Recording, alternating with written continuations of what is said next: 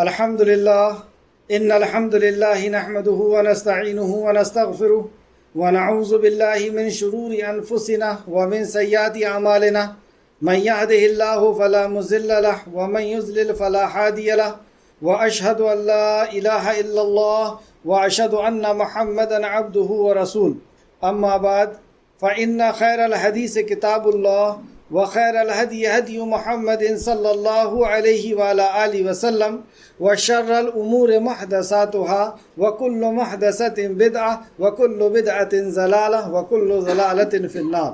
رب اشرح لي صدري ويسر لي أمري واحلل عقدة من لساني يفقهوا قولي. رب زدني علما آمین یا رب العالمین. ہر قسم کی تعریف اور شکر اللہ رب العزت کے لیے لائق اور زیبا ہے، جو ساری کائنات کا ایک و تنہا خالق، مالک، مربی اور منتظم ہے. درود و سلام ہو انبیاء اکرام پر، خصوصاً نبی مکرم رحمت للعالمین امام الانبیاء محمد صلی اللہ علیہ وسلم پر اور آپ کے اصحاب پر. معزز سامعین اکرام، آج انشاءاللہ تعالی سورہ نساء کی آیت نمبر 43 سے کلاس رہے گی.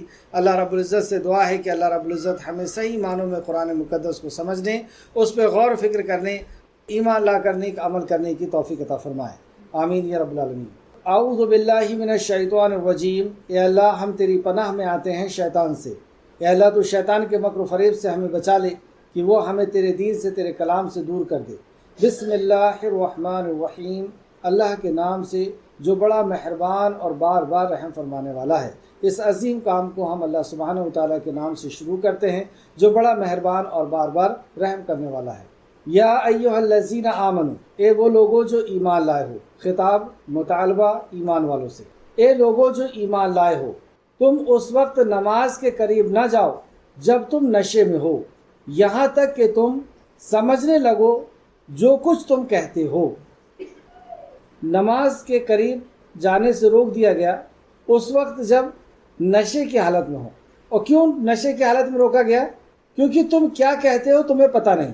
تو نماز کے قریب کیوں مت جاؤ جبکہ شراب حرام نہیں ہوئی تھی. ابھی یہ اس وقت کی بات ہے، یہ اس وقت آیت نازل ہوئی جب شراب حرام نہیں ہوئی تھی، اور اس وقت روک دیا جا رہا ہے نماز سے کے قریب جانے سے جب تم شراب کی حالت میں ہو. یعنی دوسری وقت میں تم شراب پی سکتے ہو، لیکن شراب پی کر کے نماز کے قریب مت آؤ.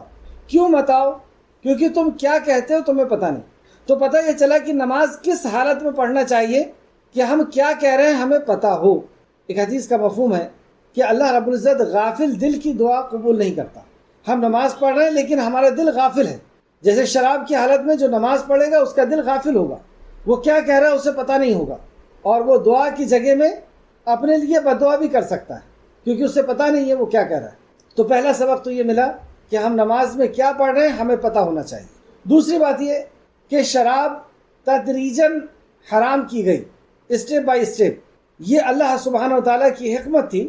اصل میں دیکھیں، سارے انبیاء کا آنے کا مقصد کیا ہوا کرتا ہے کہ دنیا سے برائی مٹ جائے، دنیا سے کرائم ختم ہو جائے.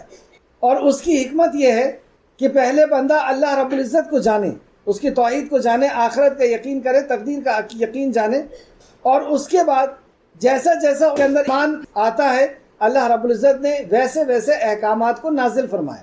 مکہ کے اندر شراب حرام نہیں تھی، جوا حرام نہیں تھا، اور بھی جو دوسرے بڑے بڑے کرائم تھے، جرم تھے، اللہ سبحانہ تعالیٰ نے اسے حرام نہیں کرا. کب تک؟ جب تک ایمان نہیں آ گیا. اور جب ایمان آ گیا یعنی ایک رب کے ہونے کا یقین ہو گیا اور اللہ کی صفات کو وہ جان گئے کہ اللہ کیسا غضب کرنے والا ہے، کیسی پکڑ کرنے والا ہے، اور کیسا رحمان ہے، کیسا رحیم ہے، تو اللہ کا لحاظ آ گیا، اللہ کی نافرمانی سے ڈر آ گیا، اور اللہ کی پکڑ کا ڈر آ گیا، آخرت کا یقین ہو گیا، تقدیر کا یقین ہو گیا. پھر جب مدینہ تشریف لے گئے صحابہ اکرام اور نبی کریم صلی اللہ علیہ وسلم، تو یہ مدنی صورت ہے، اور مدینہ میں پھر دھیرے دھیرے کر کے شراب حرام ہوئی. جبکہ وہاں کیفیت یہ ہو گئی تھی کہ عمر فاروق رضی اللہ عنہ، جب یہ آیت پہلی آیت شراب کے تعلق سے نازل ہوئی جو سورہ بقرہ آیت نمبر 219 تھی، یسألونک عن الخمر والمیسر، اور آپ سے یسألونک، وہ آپ سے سوال کرتے ہیں خمر کے بارے میں، یعنی نشاور چیزوں کے بارے میں. خمر یہ عربی لفظ ہے اور اس کا اس کے اندر ہر وہ نشاور چیز داخل ہے جس سے نشہ پیدا ہوتا ہے، جو عقل کو ڈھانک لیتی ہے، اور جس سے نشہ پیدا ہو جو عقل کو ڈھانک لے اس کی زیادہ مقدار بھی حرام ہے اور کم مقدار بھی حرام ہے۔ تو اللہ سبحانہ وتعالیٰ نے آیت نازل فرمائی کہ یہ آپ سے خمر کے اور میسر کے یعنی جوئے کے بارے میں سوال کرتے ہیں۔ یہ کیفیت ہو جاتی ہے جب بندے کے اندر ایمان داخل ہوتا ہے کہ برائی اسے برائی نظر آنے لگتی ہے۔ ابھی حالانکہ حرام نہیں ہوا ہے، شراب حرام نہیں ہوا، جوا حرام نہیں ہوئی، اور اسی طریقے سے پردہ فرض نہیں ہوا، لیکن عمر فاروق خواتین کو صبح فجر میں مسجد آتے ہوئے دیکھ کر کے کہتے ہیں کہ یہ اس طرح آتی ہیں، اچھا نہیں لگتا، یعنی برائی لگنے لگتی ہے، اور اس سے رکنے کا اندر سے ایک خواہش پیدا ہو رہی۔ جب یہ آیت نازل ہوئی خمر کے تعلق سے، جب حضرت عمر نے سوال کیا کہ لوگوں کے لیے، تو اللہ رب العزت نے یہ آیت نازل فرمایا یسألونک عن الخمر، وہ آپ سے سوال کرتے ہیں خمر کے بارے میں، والمیسر اور میسر جوا کے بارے میں، لوگوں کے لیے اس میں بڑا گناہ ہے اور فائدہ بھی ہے، فائدہ کچھ ہے۔ تو یہاں پہ بتایا گیا کہ اس میں گناہ بڑا ہے اور کچھ فائدہ بھی ہے، یعنی یہاں پہ حرام نہیں کیا گیا۔ تو اس بات کو سن کر کے حضرت عمر فرماتے ہیں، رسول اللہ صلی اللہ علیہ وسلم نے جب یہ حضرت عمر کو اس آیت کریمہ کی تلاوت سنائی تو انہوں نے دعا کی کہ اے اللہ شراب کے بارے میں شافی حکم نازل فرما۔ مطلب جب یہ حکم آیا کہ اس میں گناہ زیادہ ہے فائدہ کم ہے، تو عمر فاروق کی کیا خواہش ہے کہ نہیں، یہ ٹوٹل ہی ختم ہو جانا چاہیے، اس کا معاملہ یہ حرام ہی ہو جانا چاہیے۔ تو ایسا نہیں کہا، لیکن کیا کہا کہ اللہ اس کے تعلق سے کوئی شافی حکم نازل فرما دے، کوئی بہتر حکم نازل فرما دے۔ تو یہ آیت نازل ہوئی یا ایھا الذین آمنوا لا تقربوا الصلاۃ، نازل ہوئی شراب کی حالت میں صلاۃ کے قریب مت جاؤ، نماز کے قریب مت جاؤ۔ تو رسول اللہ صلی اللہ علیہ وسلم نے اس آیت پر تلاوت فرمائی تو حضرت عمر رضی اللہ عنہ پھر اپنے ہاتھ کو اٹھایا اور کہا کہ اے اللہ شراب کے بارے میں شافی حکم نازل فرما دے۔ اس وقت تب اللہ رب العزت نے پھر ایک آخر آیت نازل فرمائی جو تیسری سٹیپ میں۔ تو پہلے سٹیپ میں صرف یہ بتایا گیا کہ شراب کے اندر فائدہ تو ہے لیکن نقصان زیادہ ہے، اور نقصان کیا ہے کہ گناہ ہے اس میں۔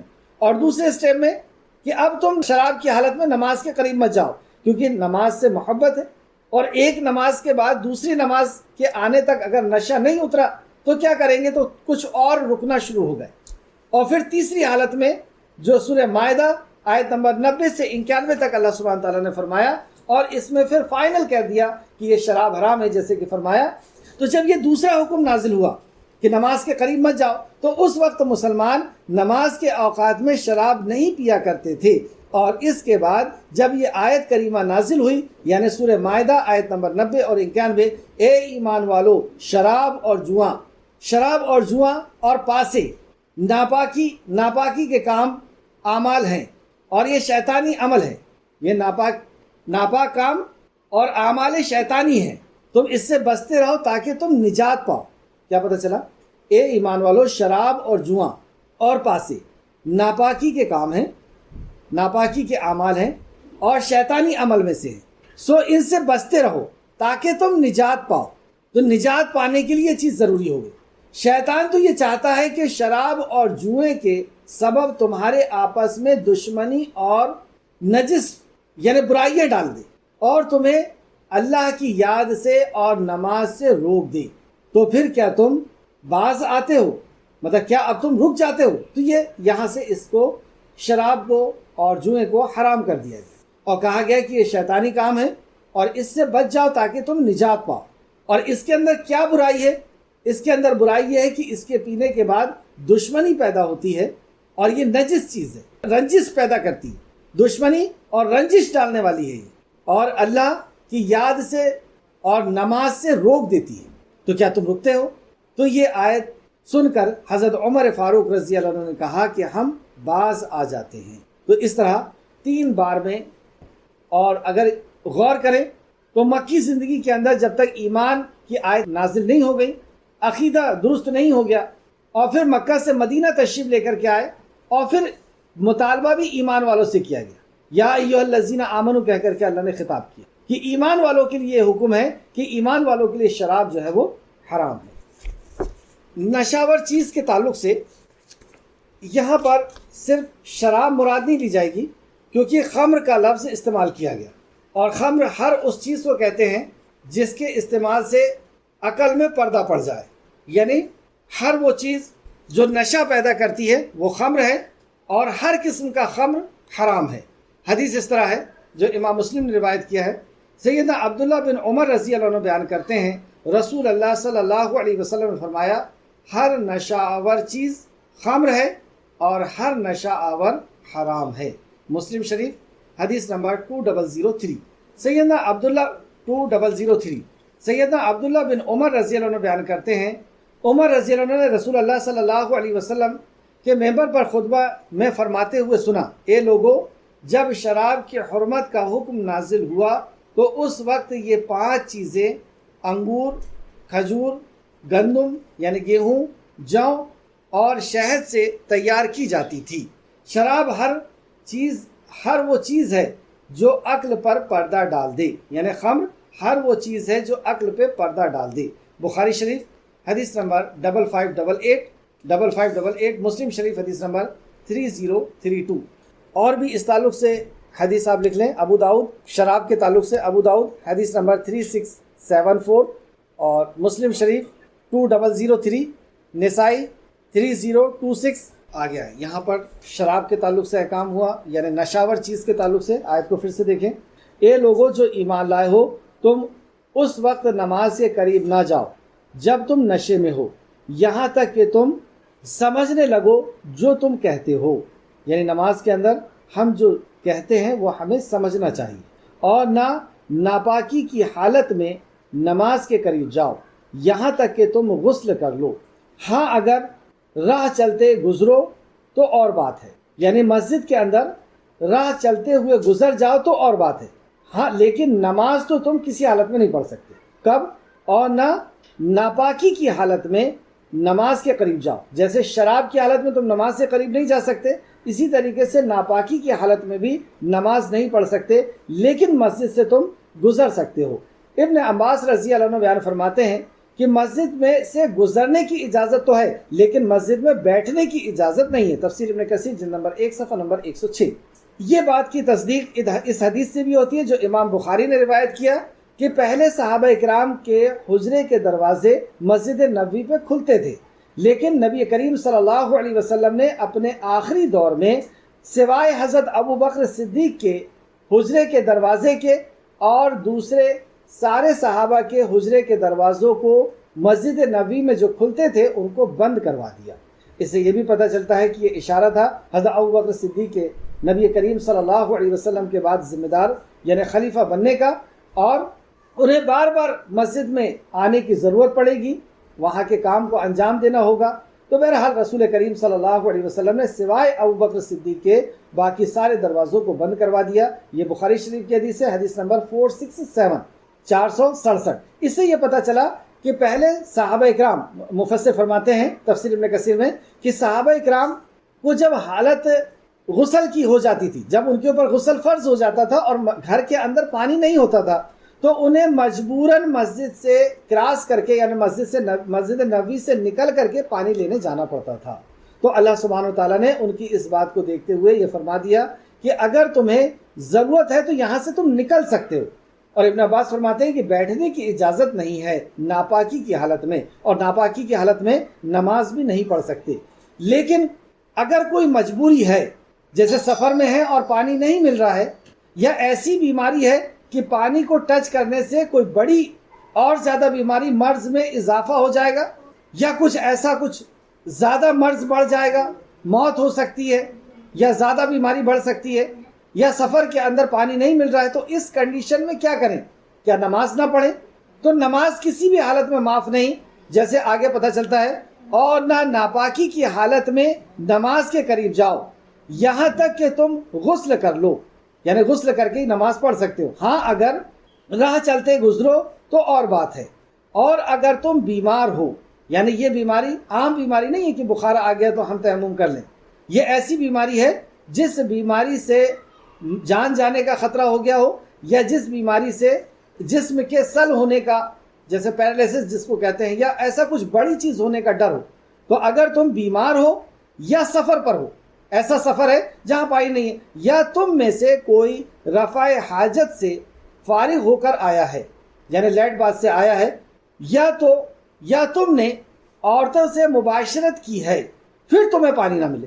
اب پانی سے پاکی حاصل کرنا تھا لیکن پانی نہیں ملا، تم پاک مٹی سے تیمم کر لو، یعنی ابھی بھی نماز کو چھوڑنے کی اجازت نہیں، پاک مٹی سے تیمم کر لو اور اپنے منہ اور ہاتھ پر مل لو۔ تو تیمم کیسے کرو؟ اپنے منہ پر اور اپنے ہاتھ پر مسح کر لو، یعنی چھو لو، مل لو۔ بے شک اللہ بہت معاف کرنے والا اور بڑا بخشنے والا ہے۔ یعنی ایسی حالت میں بھی اللہ رب العزت نماز کو چھوڑنے کی اجازت نہیں گئی۔ یہ نماز کی اہمیت اس سے پتہ چل رہی ہے کہ ایسی حالت میں بھی ہو تو اللہ رب العزت نے ایک راستہ نکال دیا تمہارے لیے، زمین کو پاک کر دیا اور تم اس پاکی سے اپنے آپ کو پاک کر لو اور نماز پڑھ لو۔ یہاں تک آپ دیکھتے ہیں کہ سفر کی حالت میں بھی نماز معاف نہیں ہے، آدھی نماز کر دی گئی۔ بیماری کی حالت میں اگر کھڑے ہو کر کے نماز نہیں پڑھ سکتے تو بیٹھ کر کے پڑھ لو، بیٹھ کے نہیں پڑھ سکتے تو لیٹ کر کے نماز پڑھ لیں، لیٹ کر کے نہیں تو اشارے سے نماز پڑھ لیں، نماز معاف نہیں۔ یہاں تک کہ میدان کارزار میں بھی ہے، جہاد میں بھی ہے، تو اس حالت میں جب تیر اور تلواریں چل رہی ہیں تو کچھ لوگ سامنے کھڑے ہو کر کے حفاظت کریں گے اور کچھ لوگ نماز پڑھیں گے، پھر وہ نماز پڑھیں گے۔ نماز اتنی اہم عبادت ہے کہ یہ کسی بھی حالت میں اللہ سبحانہ تعالیٰ نے معاف نہیں فرمائی۔ تو یہاں پر تیمم کا حکم دیا گیا کہ تیمم کر کے ہی تم نماز پڑھ لو اور پاکی حاصل کر لو۔ تیمم کے تعلق سے دیکھیں تیمم کس طریقے سے کیا جائے گا۔ حضرت عمار نے عرض کیا، امیر المومنین یعنی عمر رضی اللہ عنہ اس وقت امیر تھے اور یہ کسی سریہ سے لوٹ رہے تھے، یعنی جو قافلہ گیا ہوا تھا جنگ کرنے کے لیے اس کے یہ امیر تھے۔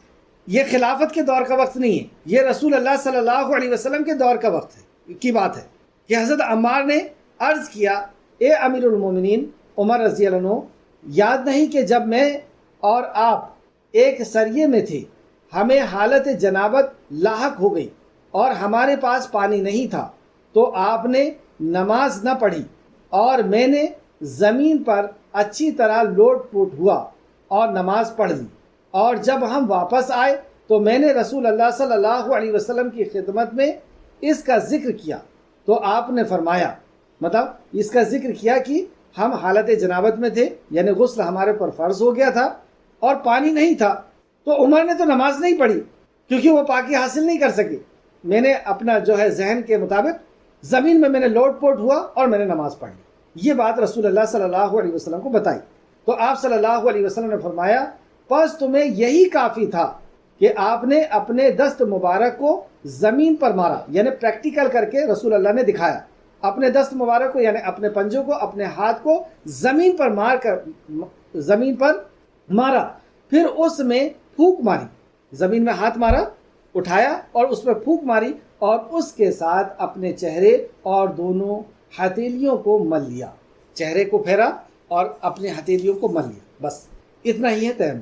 بخاری شریف حدیث نمبر 338 اور مسند احمد جلد نمبر 4 صفحہ نمبر 265۔ ایک اور حدیث میں ملتا ہے، آپ نے اپنے دست مبارک کو زمین پر مارا، پھر اس میں پھونک ماری اور اس کے ساتھ اپنے چہرے اور دونوں ہتھیلیوں کو مل لیا۔ تیمم کی رخصت ہمارے لیے یعنی اس امت کا خاصہ ہے، یعنی پچھلی امتوں کو تیمم کی نعمت نہیں دی گئی تھی۔ سابقہ امتوں یعنی پچھلی امتوں میں سے کسی کو تیمم کی اجازت نہ تھی، جیسا کہ صحیح بخاری و مسلم میں حضرت جابر رضی اللہ عنہ سے مروی ہے کہ رسول اللہ صلی اللہ علیہ وسلم نے فرمایا، مجھے 5 ایسی چیزیں عطا کی گئی ہیں جو مجھ سے پہلے کسی اور کو عطا نہیں کی گئی، مطلب کسی اور امت کو عطا نہیں کی گئی۔ پہلا، 1 مہینے کی مسافت سے رعب کے ساتھ میری مدد کی گئی ہے، یعنی دشمن 1 مہینے کی دوری پر ہو، جیسے وہ دشمنی کی نیت سے نبی کریم صلی اللہ علیہ وسلم اور صحابہ کی طرف آ رہا ہے تو 1 مہینہ پہلے سے اس کے دل کے اندر اللہ رب العزت رعب ڈال دیتا ہے رسول اللہ صلی اللہ علیہ وسلم، سبحان اللہ۔ دوسرا، میرے لیے ساری زمین مسجد اور طہارت کا ذریعہ قرار دے دی گئی ہے، لہٰذا میری امت کی آدمی کے لیے جہاں نماز کا وقت ہو جائے وہ اس جگہ نماز ادا کرے، اس کے پاس مسجد بھی ہے اور طہارت کا سامان بھی، مطلب زمین کے کسی بھی حصے میں وہ ہے، مسجد دور ہے اور نماز کا وقت ہو گیا تو وہی جگہ اس کے لیے مسجد بھی قرار دے دی گئی ہے اور طہارت بھی زمین سے وہ حاصل کر لے گا۔ یہ پچھلی امتوں کے لیے یہ فیسلٹی نہیں تھی۔ تیسرا، میرے لیے غنیمت کو حلال کر دیا گیا ہے، مجھ سے پہلے کسی کے لیے بھی انہیں حلال قرار نہیں دیا گیا تھا۔ یعنی جنگ میں جو مال غنیمت ملتا ہے پچھلی امت کے لیے وہ حلال نہیں تھا، لیکن اس امت کے لیے وہ حلال ہے۔ چوتھا، مجھے شفاعت عطا کر دی گئی ہے۔ پانچواں، ہر نبی کو اپنی قوم ہی کی طرف مبعوث کیا جاتا تھا، مجھے تمام لوگوں کی طرف مبعوث کیا گیا ہے، مطلب ساری امت، ساری کائنات کی طرف رسول اور نبی بنا کر کے بھیجے گئے ہیں۔ پچھلے جو نبی ہوتے تھے وہ کسی قبیلے کے لیے، کسی قوم کے لیے آتے تھے، لیکن رسول اللہ صلی اللہ علیہ وسلم ساری انسانیت کے لیے نبی اور رسول بنا کر کے بھیجے گئے ہیں۔ یہاں پر امت محمدیہ کی 5 خوبی بتائی گئی جو پچھلی امتوں میں نہیں تھی۔ دوسری حدیثوں میں اور بھی خوبیاں ملتی ہے، ایسی کئی خوبیاں ہیں جو امت محمدیہ کو دی گئی۔ جیسے صف کے تعلق سے آتا ہے کہ یہ صف جب ہم نماز کے لیے بناتے ہیں تو ایسے صف بناتے ہیں جیسے فرشتے صف بنا کر کے اللہ کی بارگاہ میں کھڑے ہوتے ہیں۔ یہ بھی نعمت جو ہے امت محمدیہ کو ہی دی گئی۔ ایسی اور بھی بہت سی نعمت ہے کہ اس کے 5 قسم کے لوگ یا 7 قسم کے کی موت جو میدان کارزار میں نہیں ہوتی، لیکن اس کے باوجود بھی یہ لوگ شہید ہوتے ہیں۔ ایسی اور بھی کئی امت محمدیہ کی خاصیت ہے۔ بہرحال جو 5 خوبیاں والی جو حدیث ہے جو میں نے ابھی ذکر کیا، اسے امام بخاری اور مسلم دونوں نے روایت کیا ہے۔ بخاری شریف حدیث نمبر 335، مسلم شریف حدیث نمبر 521، اور مسلم شریف میں ایک دوسری حدیث جس میں 3 خوبیوں کا ذکر ملتا ہے وہ ہے 522۔ واپس آئیں آیت کی طرف۔ اے لوگو جو ایمان لائے ہو، تم اس وقت نماز کے قریب نہ جاؤ جب تم نشے میں ہو، یہاں تک کہ تم سمجھنے لگو جو تم کہتے ہو۔ تم سمجھنے لگو جو تم کہتے ہو، اس کے تعلق سے 1-2 حدیث اور دیکھیں کہ جب جیسے ہم نیند کی حالت میں اور نیند کے غلبے میں بعض دفعہ ہم کیا کہہ رہے ہیں وہ پتہ نہیں ہوتا، تو ایسی حالت میں ہم نماز پڑھ سکتے ہیں یا نہیں پڑھ سکتے؟ شراب کی حالت میں جب ہم کیا کہہ رہے ہیں ہمیں پتہ نہیں تو پڑھ سکتے ہیں؟ یہاں بتانے کا مقصد صرف یہ ہے کہ یہاں تو حال یہ ہے کہ بغیر پیے کے ہم کیا کہہ رہے ہیں ہمیں پتہ نہیں، بغیر نیند کے ہم کیا کہہ رہے ہیں ہمیں پتہ نہیں۔ اب دیکھیں نیند کے تعلق سے رسول اللہ صلی اللہ علیہ وسلم نے کیا فرمایا؟ آپ صلی اللہ علیہ وسلم نے فرمایا جب کوئی شخص نماز پڑھتے ہوئے اونگنے لگے تو اسے چاہیے کہ نماز چھوڑ کر سو جائے، اور نماز اس وقت پڑھے جب اسے یہ معلوم ہو کہ وہ کیا کہہ رہا ہے، اسے یہ معلوم ہو کہ وہ کیا کہہ رہا ہے۔ کیا پتہ چلا کہ ہمیں معلوم ہونا چاہیے نا ہم کیا کہہ رہے ہیں۔ مسند احمد جلد نمبر 3 اور صفحہ نمبر 142 یہ حدیث مسلم میں بھی ہے، اور مسلم میں اگر آپ دیکھیں تفسیر ابن کثیر جلد نمبر 2 صفحہ نمبر 107 کے نیچے آپ حوالے کے اندر دیکھ سکتے ہیں۔ اور امام نسائی وغیرہ نے بھی ایک اور حدیث لے کر کے آئے ہیں کہ آپ صلی اللہ علیہ وسلم نے فرمایا کہ ہو سکتا ہے کہ حالت نیند میں نماز ادا کرتے ہوئے وہ مغفرت کی دعا کرنے کے بجائے اپنے آپ کو گالی دینے لگی، کیونکہ نیند کی حالت میں وہ کیا کہہ رہا ہے اسے پتہ ہی نہیں۔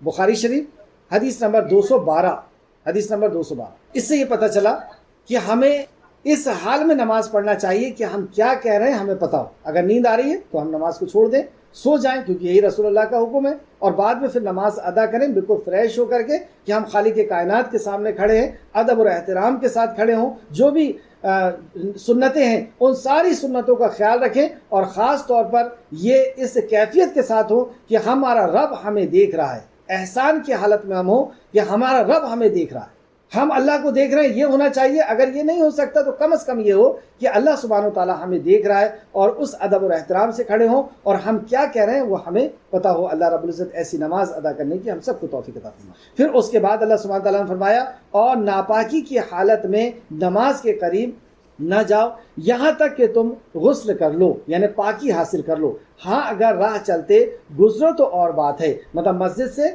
اگر گزرنے کی مجبوری آ جائے تو گزر سکتے ہو، اور اگر تم بیمار ہو یا سفر میں ہو، یا تم میں سے کوئی رفع حاجت سے فارغ ہوا ہے، یا تم نے عورتوں سے مباشرت کی ہو، پھر تمہیں پانی نہ ملے تو پاک مٹی سے تیمم کر لو اور اسے اپنے منہ اور اپنے ہاتھ پر مل لو، بے شک اللہ بہت معاف کرنے والا اور بڑا بخشنے والا ہے۔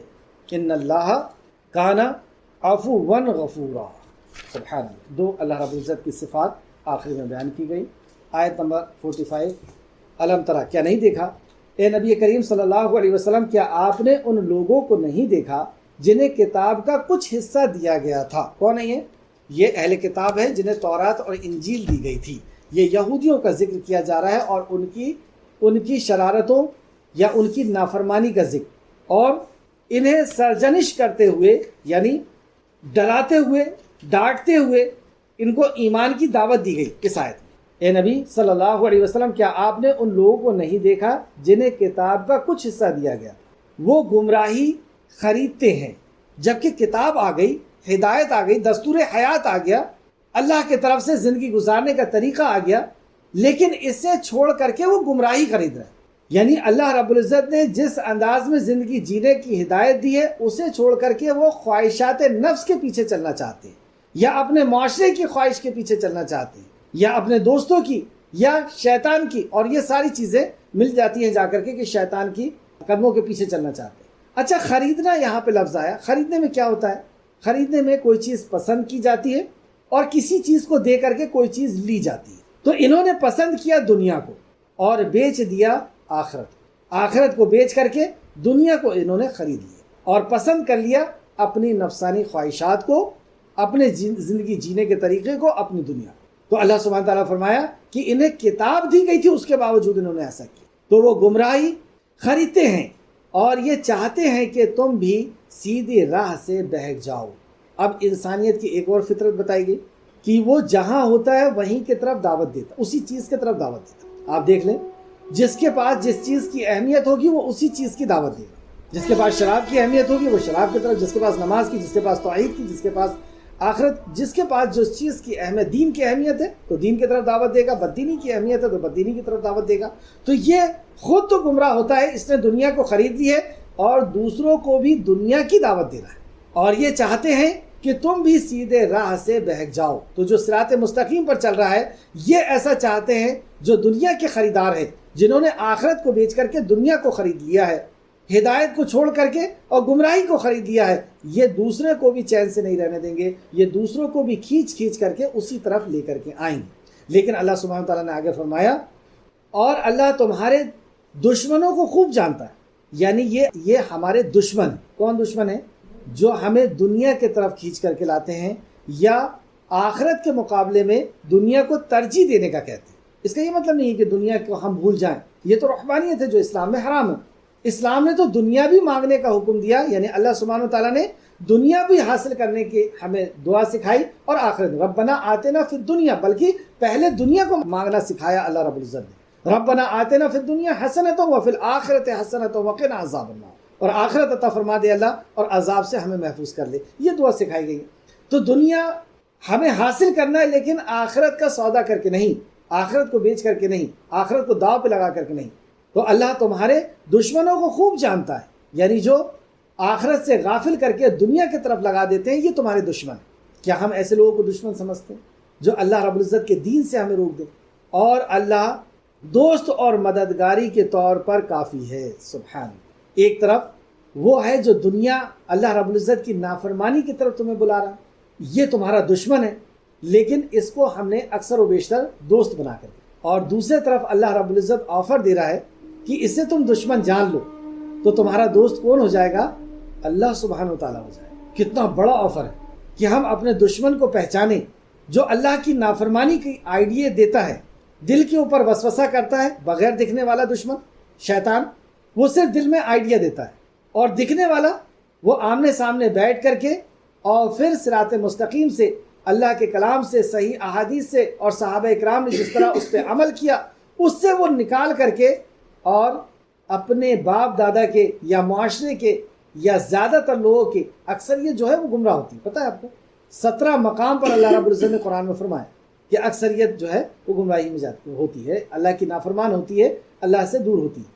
تو یہ اگر ہم اس کو دشمن جان لیں گے اور اس سے بچ جائیں گے تو اللہ رب العزت نے فرمایا کہ اور دیکھیں آیت کو پھر سے دیکھیں، اور اللہ تمہارے دشمنوں کو خوب جانے، اور اللہ دوست اور مددگاری کے طور پر کافی ہے. یعنی اللہ تمہارا دوست ہو جائے گا اور تمہاری مدد بھی فرمائے گا ان دشمنوں سے، ان شیطانوں کے حملوں سے، ان شیطانوں کے وسوسے سے، ان شیطانوں کے گمراہ کرنے سے اللہ رب العزت مدد بھی فرمائے گا، اور صراط مستقیم پر عمل کرنے پہ بھی اللہ رب العزت مدد فرمائے گا۔ وہ آزمائش ضرور کرتا ہے لیکن اللہ کی مدد بھی شامل حال ہوتی ہے۔ اللہ ہم سب کو توفیق عطا فرمائے۔ آیت نمبر 46، یہودیوں میں سے کچھ لوگ الفاظ کو ان کے موقع محل سے پھیر دیتے ہیں، مطلب الفاظ ایسے استعمال کرتے ہیں، اس کو توڑ مڑوڑ کر کے ایسا بولتے ہیں کہ معنی کچھ اور نکل جاتا ہے، یا وہ لفظ بولتے ہیں جو توریہ ہو، ڈبل میننگ والا لفظ ہو، جیسے سورہ بقرہ آیت نمبر 104 میں اس کی تفسیر گزر چکی ہے کہ وہاں پر بھی یہودیوں کی اس شرارت کو یا اس نافرمانی کو، اس کفر کو بیان کیا ہے۔ کفر کہنا چاہیے کیونکہ رسول اللہ صلی اللہ علیہ وسلم کی شان میں گستاخی یہ کفر ہے، اور یہ ایسے لفظ رسول اللہ کے لیے استعمال کرتے ہیں صلی اللہ علیہ وسلم جو رسول اللہ صلی اللہ علیہ وسلم کی شان کے خلاف ہو۔ تو ایسے لفظ استعمال کرنے والوں کو، یعنی اللہ کے نبی کی شان میں گستاخی کرنے والوں کو اللہ رب العزت نے لعنت فرمائی، یعنی ان کے اوپر عذاب کی لعنت فرمائی۔ اللہ کی لعنت یعنی اللہ کی رحمت سے دوری، اللہ کے عذاب کا وہ مستحق ہے، اور اللہ نے اس کو کافر کہا، کفر کہا اس عمل کو۔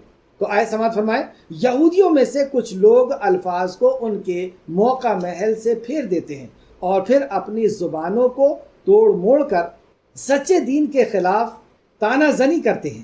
نبی کریم صلی اللہ علیہ وسلم کہہ دیجیے، ہم نے سنا اور ہم نے نافرمانی کی۔ تو یہ کہتے ہیں، نبی کریم صلی اللہ علیہ وسلم یہ کہتے ہیں ہم نے سنا اور ہم نے نافرمانی کی، اور کہتے ہیں سنو اگرچہ تم اس قابل نہیں ہو کہ تمہیں کچھ سنایا جائے۔ استغفر، یہ نبی کریم صلی اللہ علیہ وسلم کیا کہتے ہیں؟ سنو حالانکہ تم اس قابل نہیں ہو کہ تمہیں کچھ سنائے، اور آپ سے مخاطب ہو کر کہتے ہیں رائنا، یعنی اے ہمارے چرواہے۔ رائنا کے دو میننگ نکلتے ہیں، اور اس میں ایک میننگ یہ نکلتی ہے کہ اے ہمارے چرواہے، اور بے شک اگر وہ کہتے ہم نے سنا اور ہم نے اطاعت کی۔ اصل میں جو صحابہ رائنا کہتے تھے تو ان میں ان کے نزدیک یہ ہوتا تھا کہ ہم نے سنی اور اطاعت کی، لیکن اس کے لفظ کو یا اس کو اس انداز میں بولتے تھے کہ اس کا میننگ یہ نکلتا تھا، یا ان کے دل کے اندر یہ ہوتا تھا کہ اس کی میننگ تو یہ ہے کہ ہمارے چرواہے اور ہماری بات سنیں اور ہمارے طرف نظر کیجئے، تو ان کے لیے بہت بہتر اور نہایت مناسب ہوتا۔ یعنی یہ صحابہ ایسا کہتے کہ ہمارے طرف دیکھیے، ہماری بات سنیے، تو ان کے لیے بہت بہتر ہوتا۔ آگے اللہ سبحانہ و تعالیٰ نے ان کے اس حرکت کی وجہ سے، یعنی نبی کی شان میں گستاخی کی وجہ سے، اللہ رب العزت نے اعلان فرمایا اللہ نے ان کے کفر کی وجہ سے ان پر لعنت کی۔ اللہ نے اس عمل کو کفر کہا کہ اللہ نے ان کے کفر کی وجہ سے ان پر لعنت کی۔ اللہ نے لعنت کی سے کیا مراد ہے کہ یہ اللہ کی رحمت سے دور ہے، اور اللہ کی لعنت یعنی اللہ کا عذاب ہے۔ چنانچہ وہ سوائے چند لوگوں کے ایمان نہیں لاتے، یعنی یہودیوں میں، نصرانیوں میں چند لوگوں کے سوا یہ لوگ ایمان نہیں لاتے، یعنی ان میں بھی ایمان لانے والے تھے۔ آیت نمبر 47، یا ایھا الذین اوتوا الکتاب، یا ایھا الذین اوتوا الکتاب، اے لوگوں جنہیں کتاب دی گئی ہے، اس قرآن پر ایمان لاؤ جو ہم نے نازل کی۔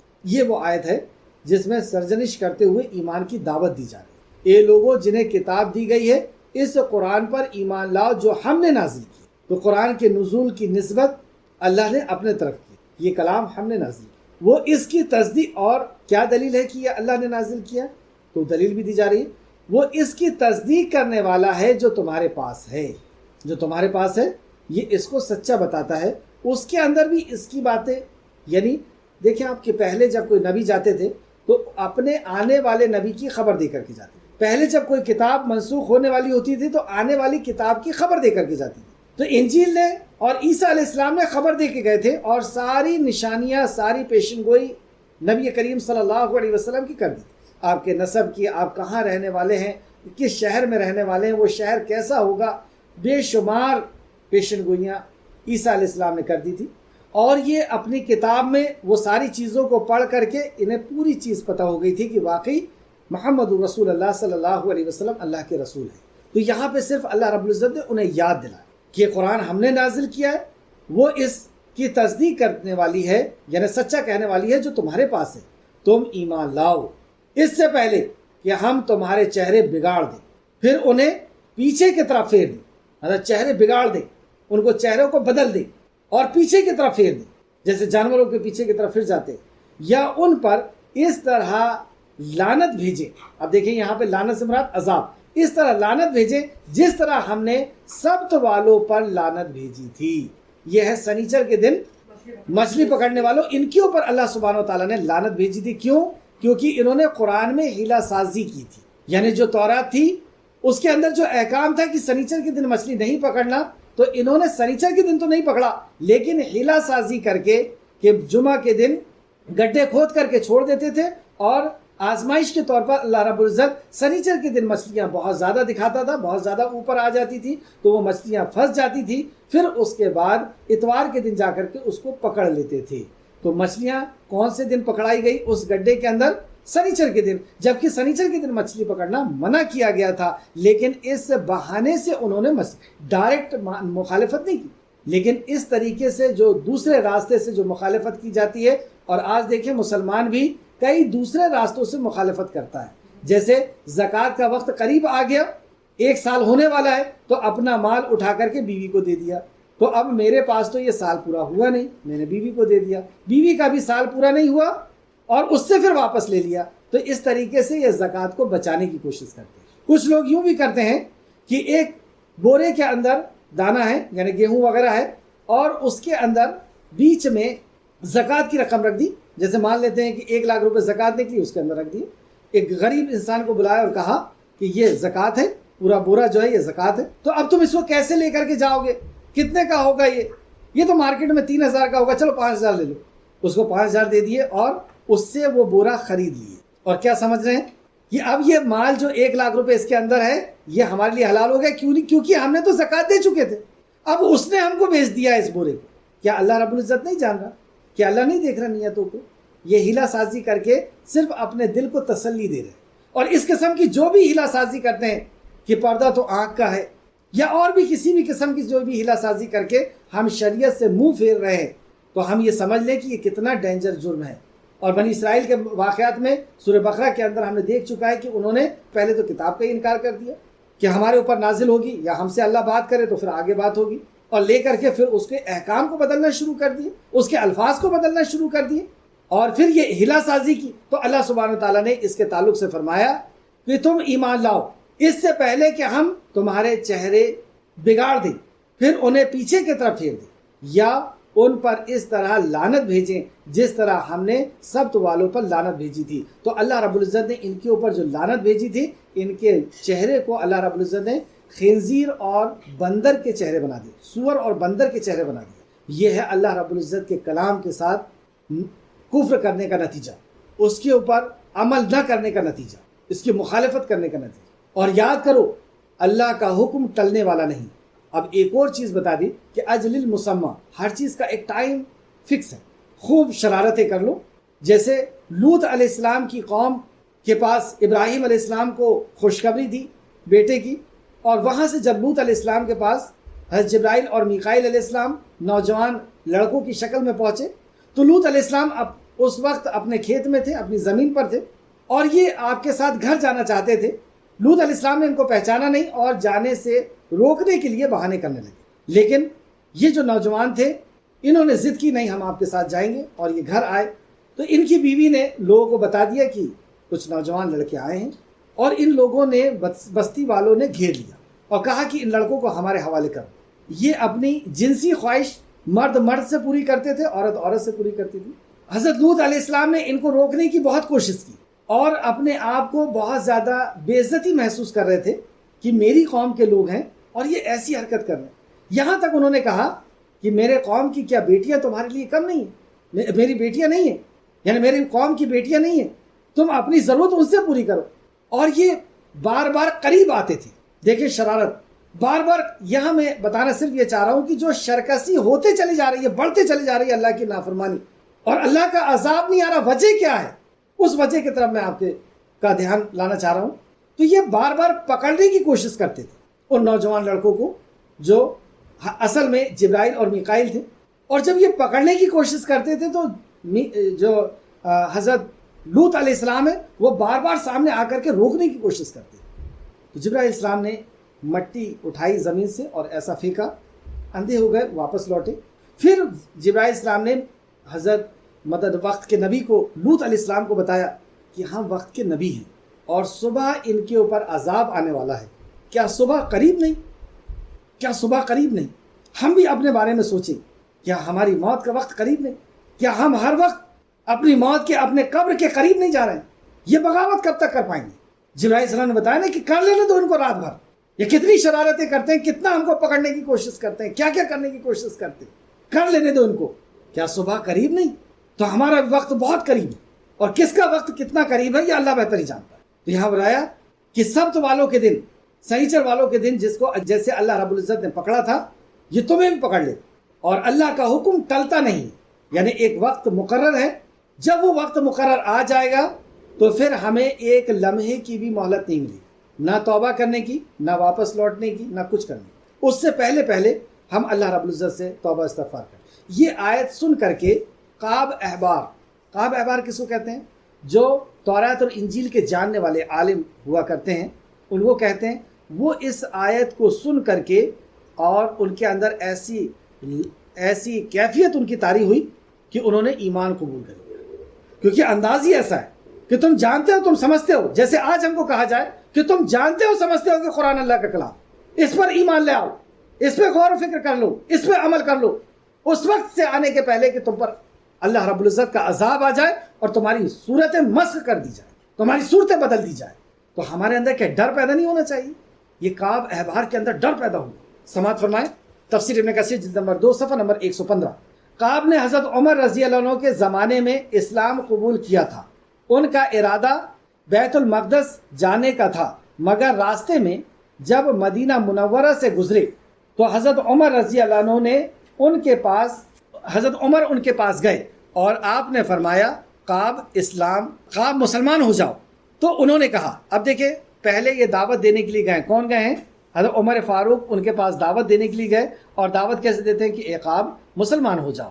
تو انہوں نے کہا کہ کیا تم نے اپنی کتاب میں یہ نہیں پڑھا؟ مطلب تمہاری کتاب میں ہمارے لیے بہت، ان کو مطلب بہت ایسا لگ رہا تھا کہ ہمیں بہت غلط کہا گیا، تو تمہاری کتاب میں ایسا لکھا ہے اس لیے ہم ایمان نہیں لائیں گے، مطلب یہ ہوا. تو وہ کہتے ہیں کہ کیا تم نے اپنی کتاب میں یہ نہیں پڑھا؟ سورہ جمعہ آیت نمبر 5. جن لوگوں پر تورات علم و فضل کا بار ڈالا گیا تھا، یعنی تورات جن کو دی گئی تھی، تورات کا علم جن کو دیا گیا تھا، پھر انہوں نے اس کا بار نہ اٹھایا، یعنی اس کے اوپر غور فکر نہیں کیا، عمل نہیں کیا. ان کی مثال اس گدھوں کی سی ہے جو بڑی بڑی کتابیں اٹھائے ہوئے ہوتے ہیں. یعنی ان کے پاس تورات تھی، اس کا علم تھا، لیکن اس کے باوجود انہوں نے اس کا بار نہیں اٹھایا، یعنی اس پر عمل نہیں کیا. تو یہ کیسے ہیں؟ یہ گدھوں کی طرح ہے. تو یہ بات ان کو بری لگی اور اس لیے کہتے ہیں کہ ہم اسلام نہیں لائیں گے. اور مجھے بھی تورات کا حامل قرار دیا گیا تو حضرت عمر نے انہیں چھوڑ دیا. مطلب جب انہوں نے ایسا کہا کہ ہم تو تورات والے ہیں اور ہمیں ایسا کہہ دیا گیا ہے، تو حضرت عمر نے انہیں چھوڑ دیا، یعنی دعوت صرف اتنی دی. پھر کعب چلے گئے، حتیٰ کہ جہاں ان کو جانا تھا وہاں پہنچ گئے. تو وہاں سے انہوں نے سنا کہ ایک شخص بہت درد مندی آواز کے ساتھ یہ آیت تلاوت فرما رہا ہے: اے لوگو جنہیں کتاب دی گئی ہے، اس پر ایمان لاؤ جو ہم نے نازل کیا، وہ اس کی تصدیق کرنے والی ہے جو تمہارے پاس ہے. تم ایمان لاؤ اس سے پہلے کہ ہم تمہارے چہرے بگاڑ دیں، پھر انہیں پھیر کر انہیں مسخ کر دیں. کعب نے اس آیت کریمہ کو سنا تو پکار اٹھے کہ اے ہمارے رب، ہم ایمان لاتے ہیں. اے اللہ، میں اسلام قبول کرتا ہوں، تاکہ ایسا نہ ہو کہ میں اس آیت کا مصداق بچ جاؤں. وہاں سے یہ اپنے اہل خانہ کے پاس واپس آئے اور ان سب نے مدینہ لوٹ آئے اور ان سب لوگوں نے اسلام قبول کیا. تفسیر ابن کثیر جلد نمبر 2 صفحہ نمبر 115-116. آج کی کلاس کی آخر ایک آیت دیکھ لیں، یا انشاءاللہ تعالیٰ اس کو کر لیتے ہیں کیونکہ بہت اہم اس کے اندر احکام ہے. آیت میں فرمایا گیا، اللہ رب العزت نے فرمایا: ان اللہ لا یغفر من یشرک بہ ویغفر ما دون ذلک لمن یشاء ومن یشرک باللہ فقد افتری اثما عظیما. آخر میں اللہ رب العزت سے دعا ہے کہ اللہ رب العزت جو کچھ بھی ہم نے پڑھا غور و فکر کیا اس میں مزید ہمیں غور و فکر کرنے کی توفیق عطا فرما، ایمان لانے کی ہمیں توفیق عطا فرما۔ اے اللہ یہ کلام ہم تک پہنچ چکا ہے، اے اللہ اس پر ایمان لانے اس پہ عمل کرنے کی، اس کا حق ادا کرنے کی ہمیں توفیق عطا فرما۔ اے اللہ اس کے پہلے کہ تو صورتوں کو مسخ کر دے یا تیرا عذاب پہنچ جائے، اے اللہ ہمیں اس پر ایمان عطا فرما دے۔ اے اللہ ہم تجھ سے تیری محبت کا، تیرے دین کی محبت کا، تیرے کلام کی محبت کا سوال کرتے ہیں۔ اے اللہ جب تک ہمیں زندہ رکھ، ایمان اور اخلاص اور عمل صالح کے ساتھ زندہ رکھ، ہمارا خاتمہ بالخیر فرما اور نیکوکاروں کے ساتھ ہمارا شمار فرما دے۔ آمین یا رب العالمین۔ اللہم صلی وسلم علی نبینا محمد